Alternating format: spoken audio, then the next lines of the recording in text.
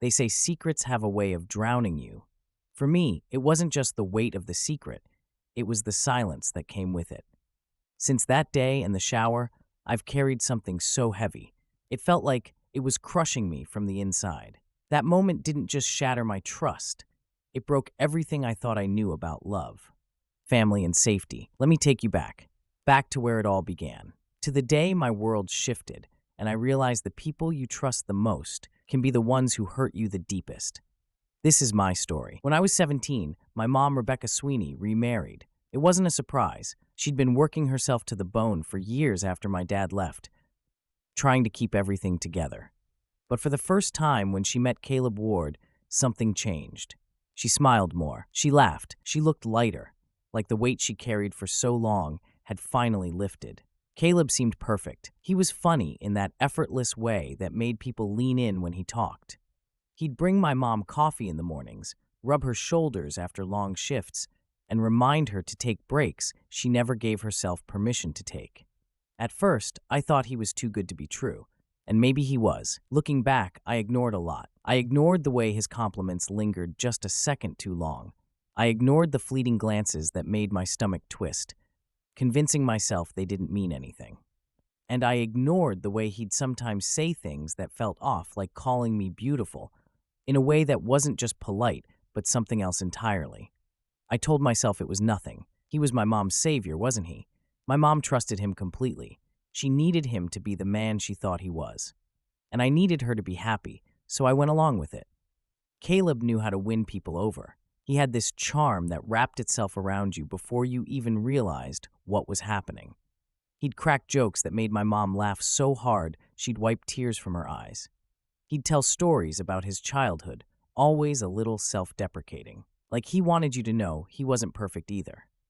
But perfect wasn't the word for Caleb. Perfect hides too much. As for me, I was just trying to figure myself out. 17 isn't an easy age, especially when you're used to being invisible. My mom loved me, I never doubted that. But she was always working late, running on fumes and trying to keep us afloat. I felt like an afterthought sometimes, and maybe that wasn't fair. She was doing her best. Still, it left a hole that I didn't know how to fill. That's where Caleb came in. At first, he just seemed interested. He'd ask about my schoolwork, listen to me talk about my classes, and even help with things like fixing my bike when the chain came loose. It felt nice to have someone notice me, even if it wasn't my mom. But now I wonder if that's what he wanted, to make me feel seen, to make me trust him. And I did, at least at first. Mom's shifts kept getting longer. She was barely home anymore. Most nights, she'd stumble through the door after midnight, exhausted, mumbling something about deadlines before crashing in bed. At first, Caleb would make light of it. She's married to her job. He'd joke, laughing in that way that almost felt real. But it wasn't funny, not really. I started noticing the way his smile would fade when she wasn't looking. The way he'd sigh when she called to say she'd be late again. It was subtle, but it was there. I thought he just missed her. Now, I wonder if it was something else entirely. In her absence, Caleb started stepping in more. At first, it felt harmless. He'd cook dinner, ask about my day, even help me with my algebra homework. It was nice, actually, to have someone who seemed to care. I didn't realize how much I'd missed that. One evening, I was struggling with a history essay, and Caleb sat down beside me with a cup of tea. "Let's tackle it together," he said. And we did. He made it seem so easy, breaking it down into parts I could manage. When I handed it in the next day, I got an A. Caleb smiled like he was proud of me, and for once, I felt like I wasn't just fumbling through life on my own. It wasn't just homework, though. Caleb started noticing things, little things. He'd ask about my friends, my favorite music, and even how I was feeling. It was more attention than I'd ever gotten from anyone, and I didn't know how to handle it. I started looking forward to our talks to the way he'd listened, like I actually mattered. I didn't think much of it then.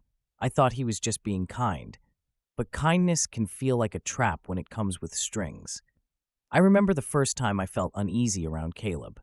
It was a Saturday morning, and I was sitting at the kitchen table, scrolling through my phone. He walked in, ruffled my hair, and said, "You're really growing into a beautiful young woman." I laughed it off because what else was I supposed to do? But the words clung to me, sticky and uncomfortable. Something about the way he said it didn't feel right. I told myself I was overthinking it. Caleb was just being nice, wasn't he? Except it kept happening. Not often, but enough to notice. A lingering glance here, a comment that felt too personal there. And yet, I didn't say anything. I didn't even know how to. Mom adored Caleb, and I didn't want to ruin that, so I stayed quiet. I convinced myself I was imagining it, even though deep down I knew I wasn't. Looking back, it's easy to see how I fell into the pattern. Caleb made me feel like I mattered in a way no one else had. But with every kind word, every thoughtful gesture, there was something else beneath it. Something I couldn't quite name, but couldn't ignore either. And the closer he got, the harder it was to pull away. If you're still here listening to my story, it means a lot. Sharing this hasn't been easy, but I hope it connects with someone out there. If you've ever felt unseen or unheard, you're not alone.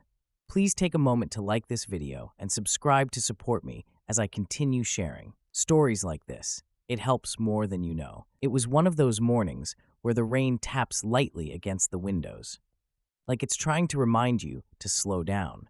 Mom had left before dawn for another work trip, her suitcase clattering down the stairs as Caleb helped her load the car. The house felt too quiet after she left, the kind of quiet that wraps around you and pulls you inward. Caleb offered to make breakfast. He cracked eggs into a pan, humming to some old song on the radio. I sat at the table, hands wrapped around a mug of tea, and for the first time in weeks, it felt like someone was paying attention to me. Real attention. He asked me about my classes, my friends, even my favorite books. We talked about everything and nothing, and it felt good. I felt seen, not like an afterthought or a burden, but like I mattered. And I didn't realize how much I missed that feeling until it was right in front of me. But then something changed. Later that morning, I decided to take a shower. The hot water always helped me clear my head. I could let the steam fill the room and pretend just for a moment that everything outside didn't matter. I was rinsing shampoo from my hair when I heard it, the faint creak of the bathroom door opening. My heart jolted. At first, I thought it was my mom, maybe coming back because she'd forgotten something. But then I remembered she wasn't home. My breath caught and I froze, water streaming down my face. The sound of footsteps was soft but unmistakable. Then I heard his voice. "Hey," Caleb said, his tone light, almost casual. I just wanted to grab a towel. I clutched the shower curtain like it was the only thing keeping me safe. The fabric stuck to my wet hands, and my heart pounded so loudly I could hardly hear anything else. Caleb didn't move right away. He stood there smiling, his eyes lingering far too long. My mind raced, trying to figure out what to do. But I couldn't move. I couldn't speak. I felt small and helpless, like a deer frozen in headlights. And then just as quickly as he came, he left. The door clicked shut behind him, and I was alone again. But the air felt heavy, like the walls themselves had shifted. I stayed in the shower far longer than I needed to, letting the water turn cold as I replayed the moment over and over in my mind. Was it an accident? Did I overreact? 1,000 questions filled my head, but no answers came. Just fear, just confusion. When I finally stepped out of the shower, I felt like a different person. Like something had been taken from me, even though I couldn't quite name what it was. I tried to shake it off, to push the feeling aside, but it stayed with me, clinging like the steam on the mirror that refused to fade. For days, that moment in the shower haunted me. I replayed it again and again, trying to make sense of it. Did I overreact? Maybe he really just needed a towel. But then why did he linger? Why didn't he knock? And why did I feel so exposed? My mind wouldn't stop twisting itself into knots. The more I thought about it, the worse it got. But no matter how much I wanted to push it away, the feeling stayed. A knot in my stomach that wouldn't loosen. I couldn't tell my mom. She'd been through so much already. Caleb made her happy, and I didn't want to be the one to take that away. But every time I saw him, I felt like a stranger in my own skin. He acted like nothing had happened, like everything was fine. And maybe that's what scared me the most. That it was so easy for him to pretend. That maybe to him, it wasn't a big deal at all. Caleb's behavior started to shift little by little. He'd ask where I was going and who I was with, like he cared. But it didn't feel like concern. It felt like control. When I got home late from study group, his tone was sharp, almost accusing. "You shouldn't be out so late," he'd say. His eyes narrowing just enough to make me feel like I'd done something wrong. But around my mom, he was perfect, charming, thoughtful, the kind of man who'd light candles for dinner and kiss her on the forehead just to make her smile. It was like watching someone flip a switch. And every time he laughed at her jokes or held her hand, I felt like I was losing my mind. I started pulling away, not just from him, but from everything. My friends noticed, but I didn't know how to explain it. How do you tell someone that your home doesn't feel safe anymore? One night, everything unraveled. I was in the living room, scrolling on my phone, when Caleb's phone buzzed on the counter. He was outside smoking on the porch, and for a second, I thought about ignoring it.